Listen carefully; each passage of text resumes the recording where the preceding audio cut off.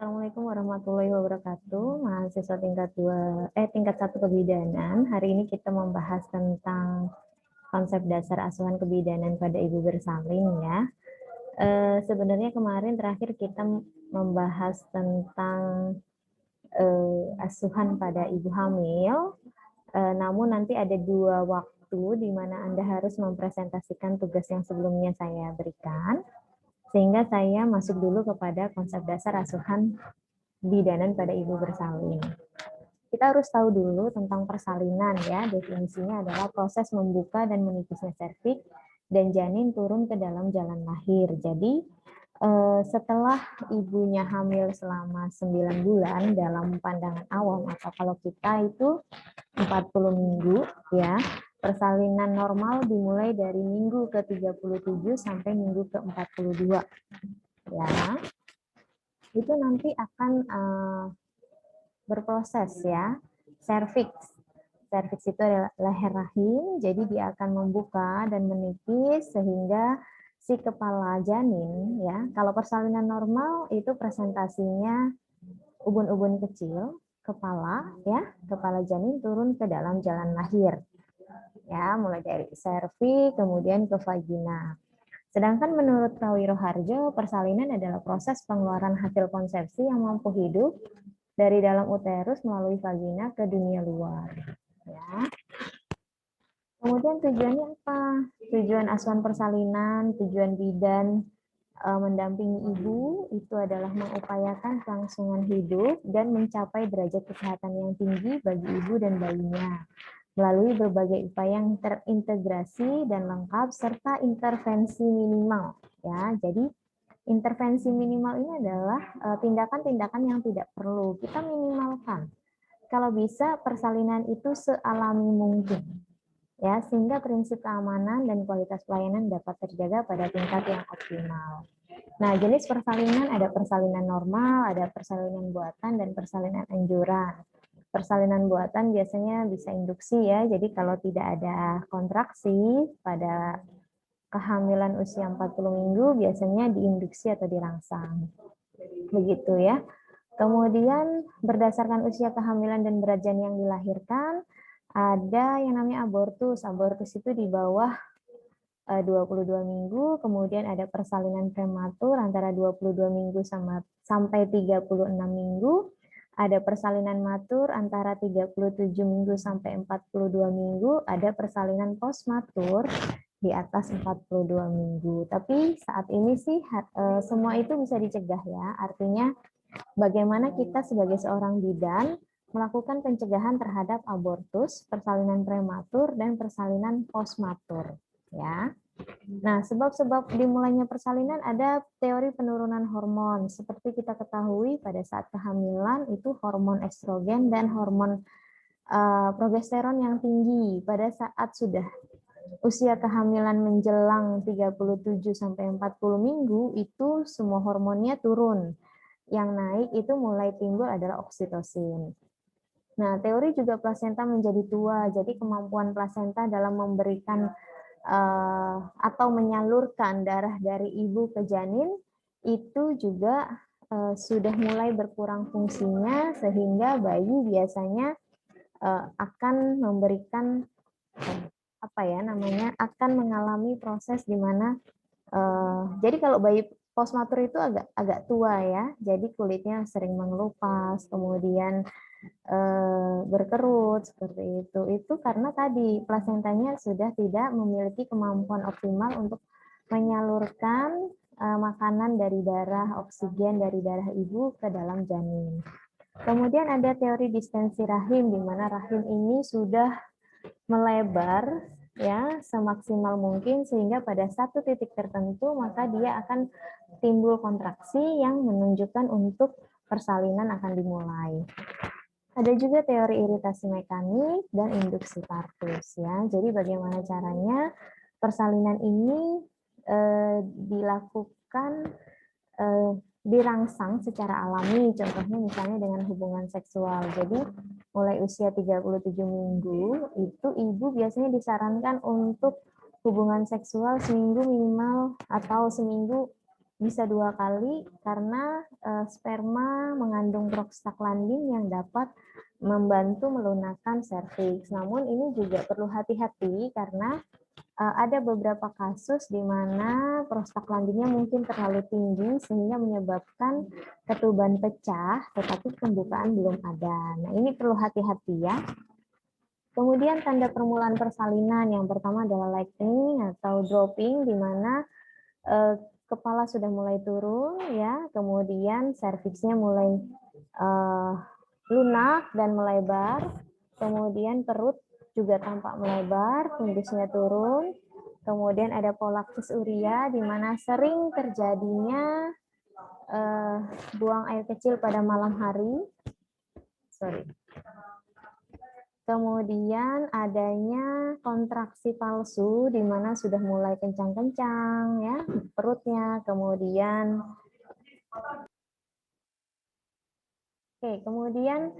kontraksi palsu ini biasanya sudah dimulai dari kehamilan 32 minggu, namun lamanya belum sepanjang kontraksi yang asli. Kemudian rasa sakitnya atau kekuatannya juga masih rendah ya.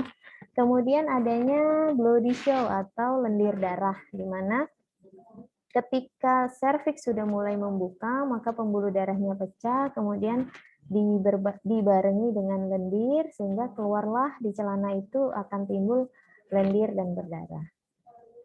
Kemudian ketika tanda-tanda sudah mulai infartu, kalau ini tadi permulaan persalinan, sekarang sudah mulai masuk dalam persalinan, ini kontraksinya lebih kuat, biasanya di atas 40 detik, dan lebih sering, biasanya dalam 10 menit, itu harus 3 kali, dan teratur. Jadi kalau kita kasih pendidikan ke ibu, gimana caranya, kapan harus datang ke tempat bidan, itu minimal kontraksinya sudah 3 kali dalam 10 menit, kita hitungin nih dari misalnya jarum panjangnya mulai dari angka 12 nanti kemudian ke 10 menit ya, itu kita cek berapa kali kontraksinya, kemudian lamanya berapa detik seperti itu. Kemudian keluar lendir bercampur darah, dan saat melakukan pemeriksaan vagina atau vagina tosser, itu serviknya mendatar dan membuka. Bisa juga serviknya ini lunak, tipis, gitu ya. Kemudian teraba bagian janin seperti kepala, kemudian kalau dia pembukaannya sudah lebih besar antara 9 sampai 10 itu teraba ubun-ubun kecil. Itu harusnya denominator yang baik saat persalinan normal. Kemudian kita harus mengetahui bahwa ada faktor-faktor yang mempengaruhi dalam persalinan. Yang pertama itu adalah power atau tenaga ibu. Jadi usahakan ibu memiliki tenaga yang cukup untuk melakukan persalinan. Ya, persalinan itu mulai dari kala 1 sampai kala 2 itu bisa berlangsung antara 12 jam, 8 sampai 12 jam. Oleh karena itu, ibu-ibu yang anemia saat kehamilan ini perlu dikelola supaya nanti menjelang persalinannya sudah tidak anemia dan memiliki tenaga yang cukup untuk melalui proses persalinannya.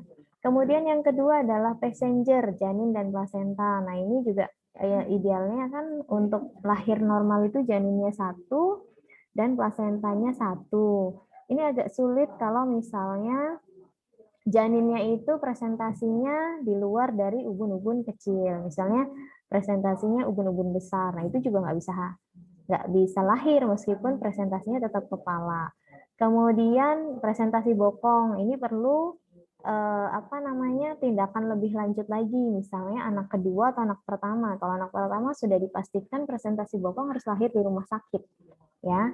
Kalau anak kedua ini dicek lagi anak pertama beratnya berapa, ya, karena harapannya kalau anak kedua presentasi bokong, jalan lahirnya sudah pernah dilalui oleh persalinan anak pertama yang normal. Kalau persalinan anak pertama itu sesio atau operasi, itu tetap nggak bisa, meskipun janin anak kedua ini presentasinya bokong, tetap nanti harus lahir di rumah sakit, bahkan mungkin sesar lagi gitu ya.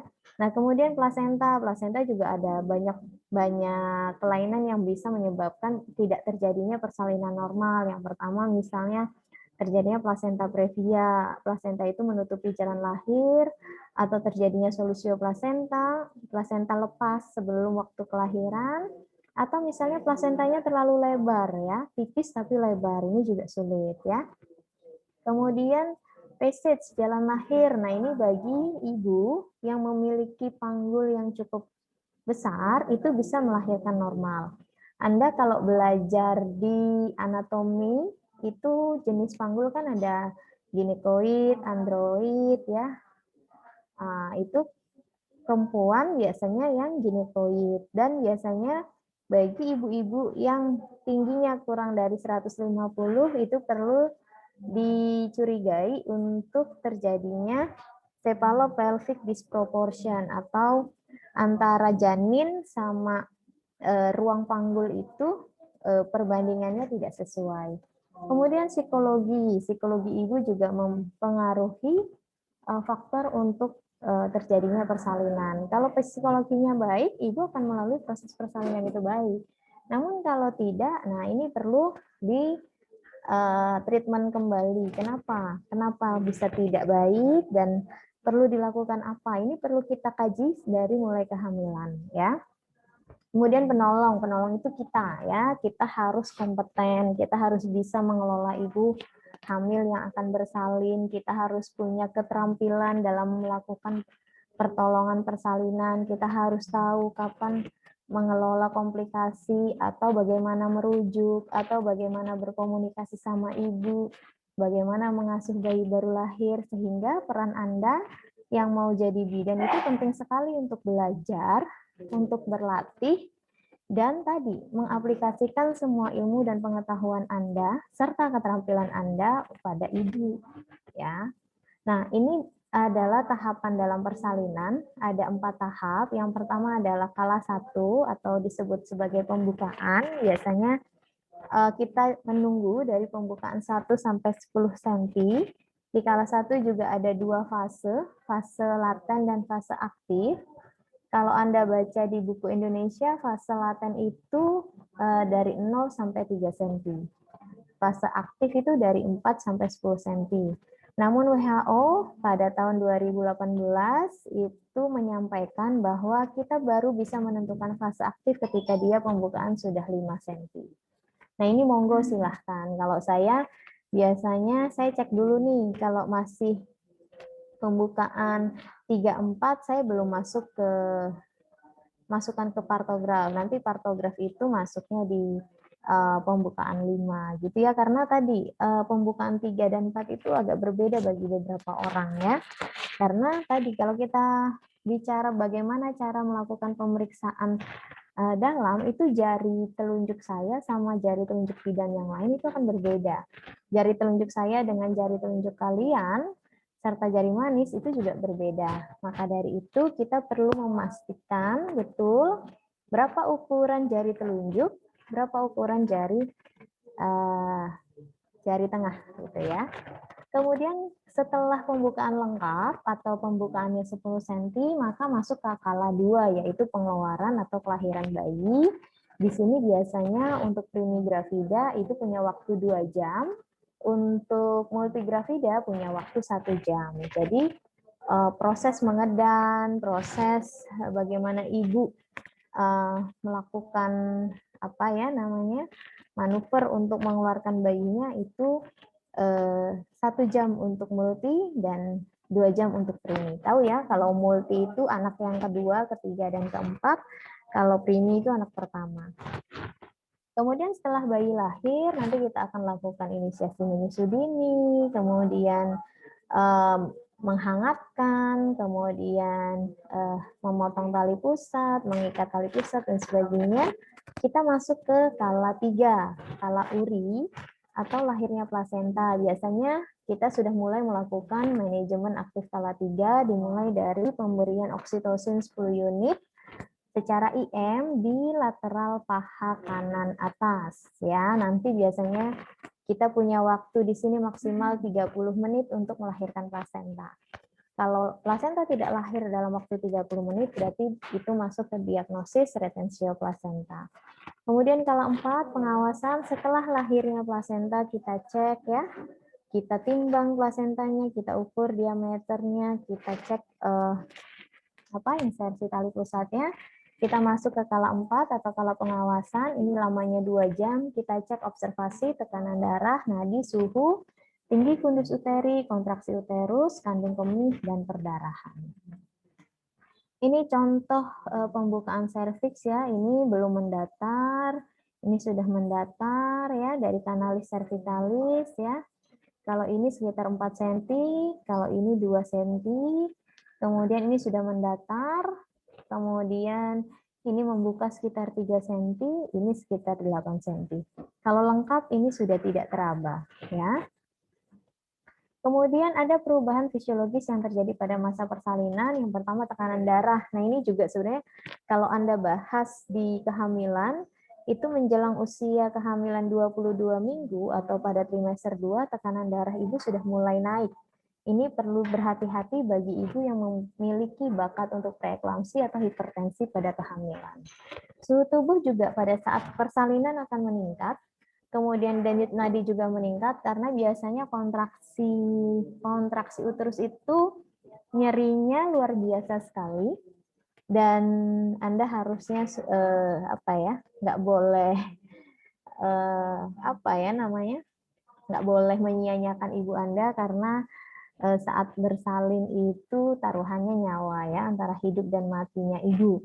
Sehingga kontraksi yang luar biasa sakit tadi itu juga akan meningkatkan denyut nadi dan pernafasan. Ya, kemudian perubahan juga terjadi pada ginjal, prosesnya karena banyak minum dan mengeluarkan keringat itu akan berpengaruh pada proses di ginjal. Kemudian perubahan juga pada gastrointestinal, tapi ini biasanya sudah dimulai dari kehamilan tua, di mana aktivitas usus sudah mulai melambat, dan kadang kalau ibu yang kurang mengkonsumsi sayur itu bisa mengalami konstipasi atau BAB-nya keras ya. Nah ini nanti perlu diperhatikan karena kalau nanti sistem gastrointestinalnya kurang baik, nanti saat bersalin bisa jadi Anda harus membersihkan ibu dari pup yang keluar ya.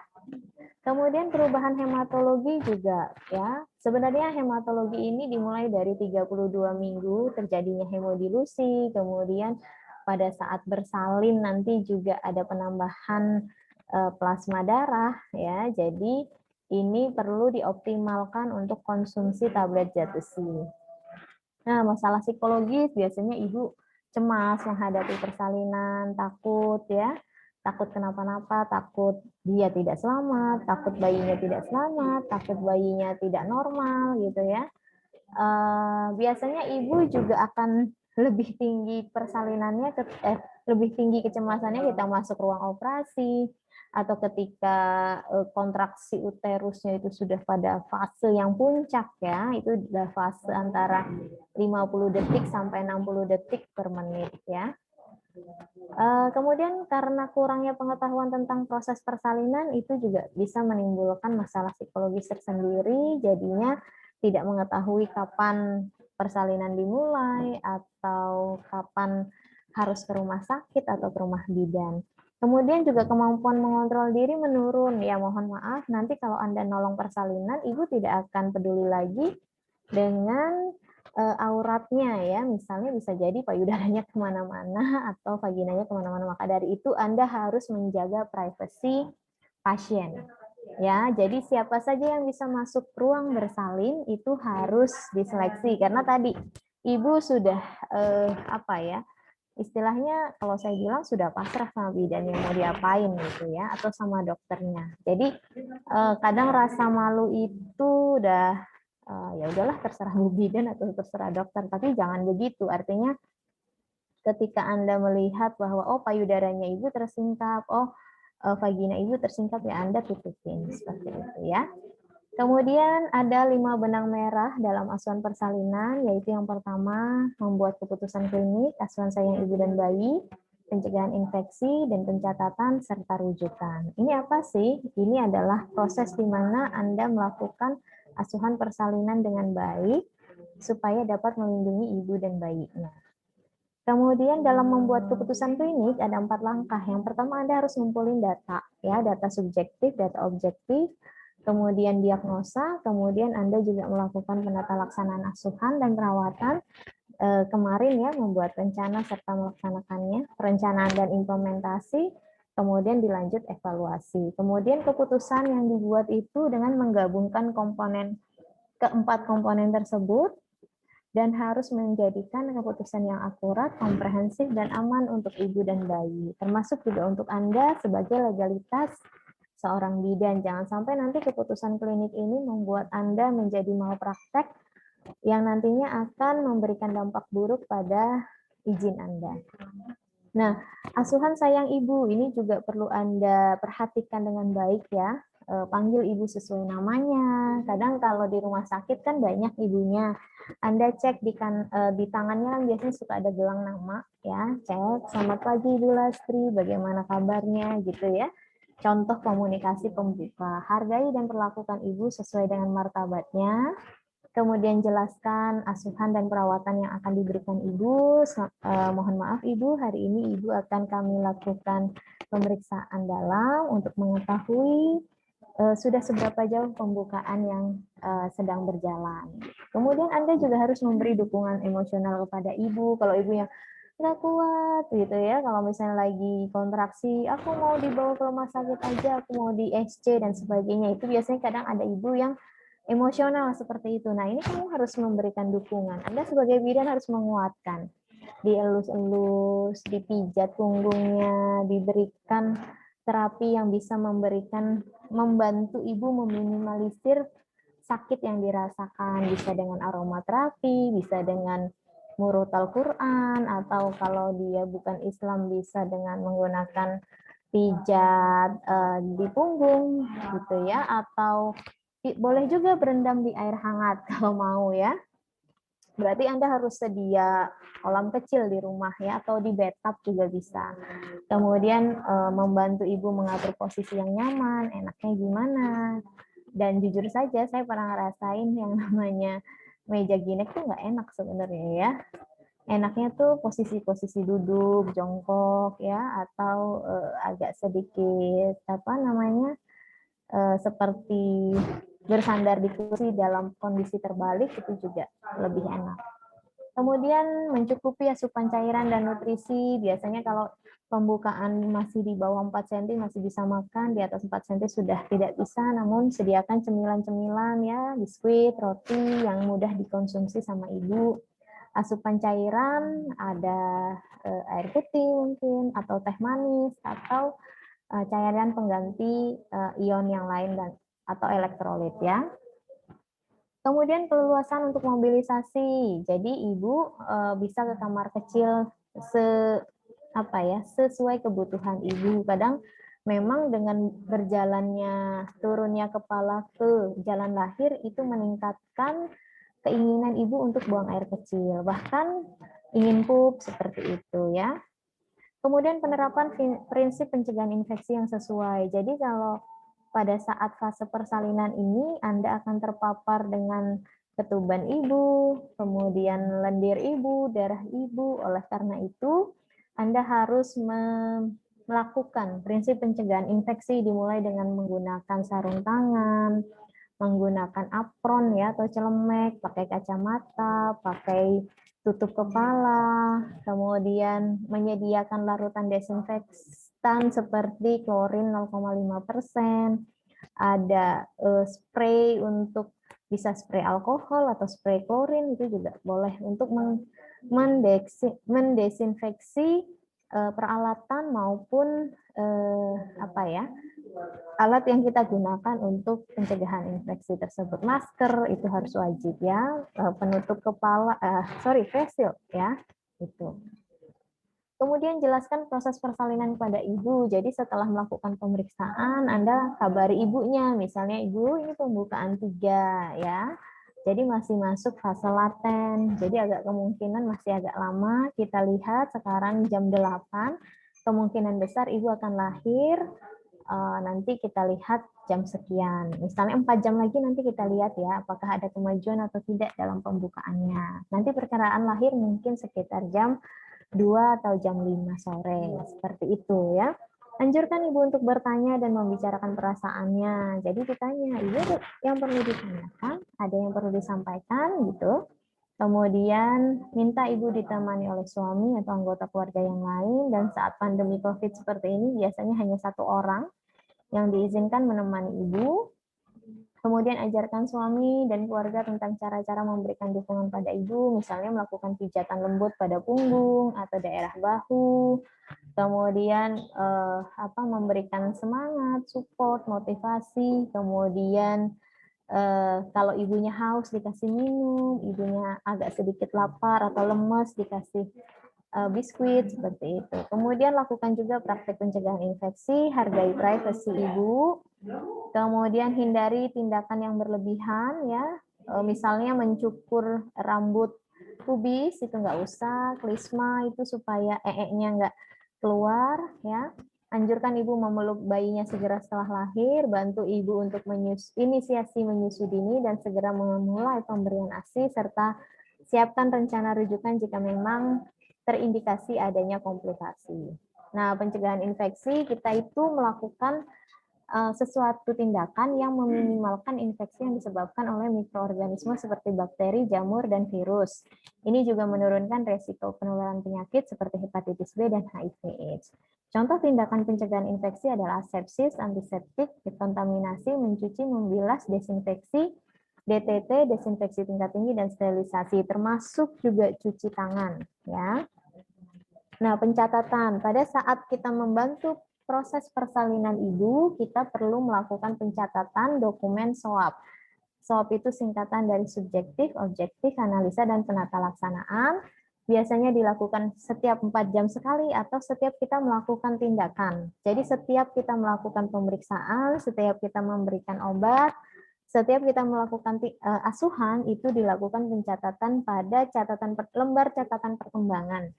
Ya, kemudian juga kita catat juga dalam kartograf atau sebuah alat yang digunakan untuk memantau persalinan.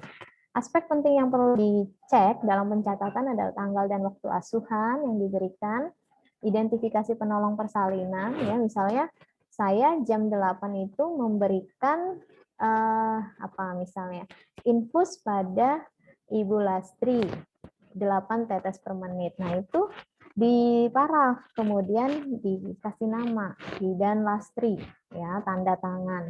Informasi dicatat jelas dan dapat dibaca, misalnya pemberian infus RL 500 ml 8 tetes per menit pada pukul sekian dan perlu dicek kembali pada pukul sekian.